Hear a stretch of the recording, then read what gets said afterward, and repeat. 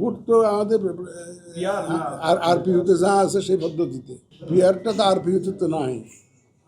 আমার সামনে তো আরপিইউ, আমি তো আমাকে যদি আরপিইউটা বদলাইয়া যদি এটা অন্য একটা আর দিয়ে দেয় তাহলে এটা আর আইন না বদলাইলে তো পারি না আমি। আমার সামনে তো আরপিইউ আছে, আরপিইউটা তো যে আপনারা জানেন কীভাবে ভোট কালেক্ট করতে হয়, আমাকে তো আরপিইউ নিয়ে আগাতে হচ্ছে। স্যার যদি কোনো কারণে স্যার পিআর পদ্ধতিতে ভোট হয়, যদি নিম্নকক্ষ উচ্চকক্ষ, সেক্ষেত্রে ফেব্রুয়ারিতে নির্বাচন আয়োজন করা আপনাদের দ্বারা সম্ভব হবে কিনা? কোনটা? যদি পিআর পদ্ধতিতে নির্বাচন হয় নিম্নকক্ষ, সেক্ষেত্রে আপনাদের নির্বাচন করা ফেব্রুয়ারিতে সম্ভব হবে কিনা? সেটা তো আইন বদলাইতে হবে, ওই যে আরপিইউ বদলাইতে হবে না। আর কারণ আরপিইউতে তো সিস্টেম আছে ভিন্ন, সংবিধানও চেঞ্জ করে ফেলতে হবে।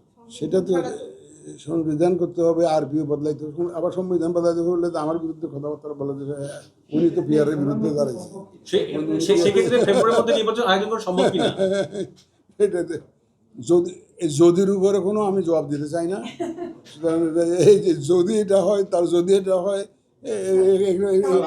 যদি বলছেন আমরা বলছি বিএনপি ছাড়া অধিকাংশ দল এই প্রস্তাবটা দিচ্ছে এবং আন্দোলন চলছে স্যার, মাঠ পর্যায়ে আন্দোলন চলছে। আন্দোলন চলে একটা ফয়সালায় আসুক, ওনারা তো বুঝবেন যে আমাদের পক্ষে সম্ভবপর হবে কি হবে না। যদি ওনারা পিআরে দেন, যে আরপিইউতে যা আছে, কনস্টিটিউশনে যা আছে, সেটা দেখবেন আপনারা একটা অপেক্ষা করেন না, রোজার আগে হয়ে যাবে।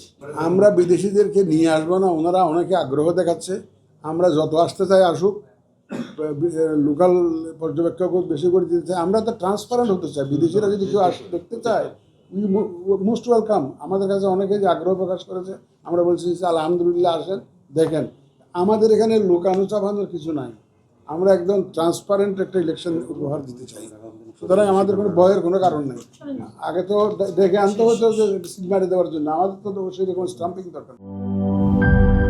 শিয়া বাটার ও ভিটামিন ই সমৃদ্ধ লিলি বিউটি সোপ, তারুণ্যময় উজ্জ্বল ত্বকের জন্য। রিমার্ক।